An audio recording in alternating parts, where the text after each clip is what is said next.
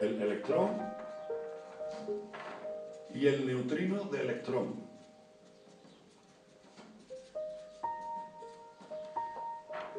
El muón y el neutrino de muón. Y el tau y el neutrino de tau.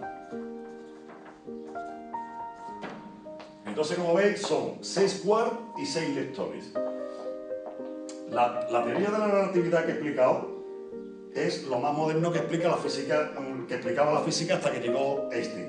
Pero ahora se sabe que para que todo lo que vemos en el universo sea cierto, tiene que haber una teoría que está por encima de esa. Mira que esa fórmula, esa teoría es maravillosa, pero tiene que haber una por encima, que se llama la teoría estándar del universo o la teoría de unificación. En esa teoría es donde se predice la existencia de estas partículas elementales, de tal manera que por primera vez en la historia el hombre fabricó una máquina para intentar descubrir una partícula que estaba postulada en una teoría, pero que no se sabía nada de que si existiese o no, hasta que al final apareció, que fue el quark extraño. El quark extraño ha sido el último en descubrirse, porque estaba ahí muy difícil de encontrar, pero el hombre, basándose en el poder de la teoría, de la lógica, había postulado esa teoría estándar del universo o de unificación, donde tenía que haber 12 partículas elementales, 6 y 6. Entonces, se construyeron aceleradores de partículas, aceleradores de neutrones, para buscar el quark extraño. Y, por fin, después de millones de colisiones de neutrones, en una colisión súper energética, apareció el quark extraño. Entonces le dio, por fin, solidez a esa teoría estándar del universo. Esa teoría estándar del universo unifica también, son pequeños para que se queden. Estas 4 fuerzas existen ahora, pero se cree que en el comienzo del universo estas 4 fuerzas son manifestaciones de una superfuerza que había en el origen del universo. Lo vais a comprender perfectamente con la explicación que voy a dar. Hasta finales del siglo XIX se creía que la electricidad era una fuerza y que el magnetismo era otra fuerza. Pero llegó un señor y demostró que no, que la electricidad y el magnetismo son la misma fuerza. Son 2 caras de la misma fuerza. Eso mismo podemos decir de la electricidad y la fuerza nuclear débil. Son 2 manifestaciones de una superfuerza que serían las 2 juntas. Esas 2 son las que postula la teoría estándar del universo, que ya están asociadas. Queda por asociar estas 2 fuerzas con la fuerza nuclear fuerte, que la predice esa teoría estándar del universo.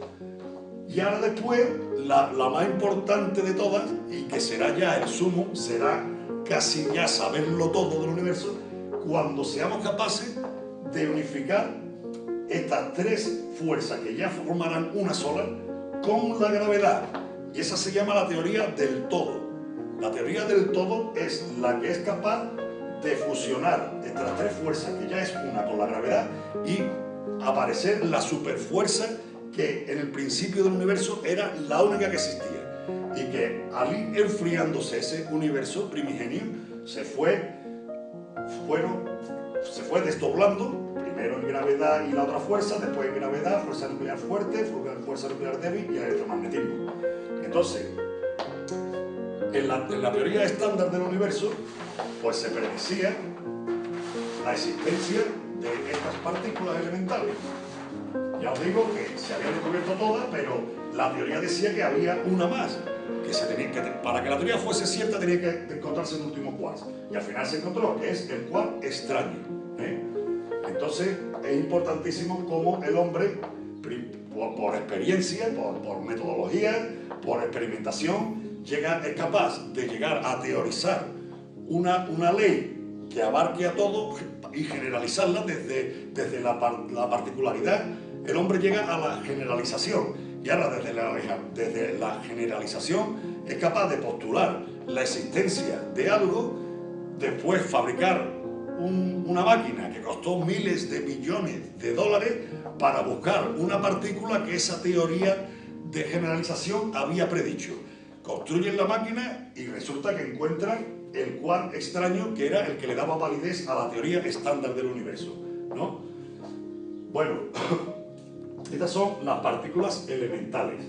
Entonces, el universo, en la complejidad que lo vemos ahora, lo podemos sintetizar en lo que os voy a decir ahora mismo para que no se os olvide nunca. Lo podemos sintetizar en que hay 4 fuerzas fundamentales y hay 12 partículas elementales. La interacción de estas partículas con estas fuerzas forma todo el universo que conocemos, todo el universo complejo, visible que conocemos, o visible a rayos de luz visible o a rayos infrarrojos, rayos X, rayos gamma, ¿no? Entonces, tenemos las 12 partículas elementales, pero ahora cada fuerza, estas son partículas de la materia, pero ahora están las partículas que son las que tiene cada fuerza fundamental. Perdón, que tengo... Entonces, las fuerzas fundamentales, en este caso vamos a hablar de interacciones fundamentales, porque lo que hacen es que interaccionan con las partículas elementales. Entonces, estas interacciones tienen la partícula que lleva esa fuerza. Por ejemplo, la gravedad tiene una partícula que es la que transmite esa interacción, que es el gravitón.